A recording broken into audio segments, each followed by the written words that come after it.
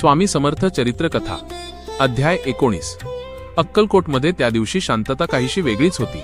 हवेत मंद धूळ, सूर्य मावळतीकडे कललेला, वातावरणात एक उदास छटा जाणवत होती। स्वामी चबुतऱ्यावर ध्यानमग्न बसले होते। त्यांच्या समोर काही भक्त शांतपणे नामस्मरण करत होते। तेवढ्यात एक तरुण गृहस्थ स्वामींना नमस्कार करत बसला। चेहऱ्यावर चिंता आणि मनात एक आतल्या आत पेटलेलं दुःख। तरुणाचा प्रश्न, स्वामी, लोक माझी खिल्ली उडवतात।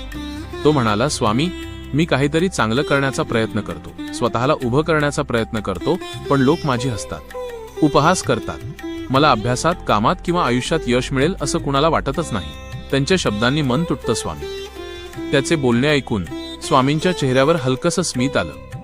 स्वामींचा प्रश्न, तुझा रस्ता कोणाचा आहे, त्यांचा की तुझा? स्वामी शांत स्वरात म्हणाले, अरे, लोक हसतात म्हणून तू थांबणार? लोकांच्या शब्दांनी तू का ढासळतोस?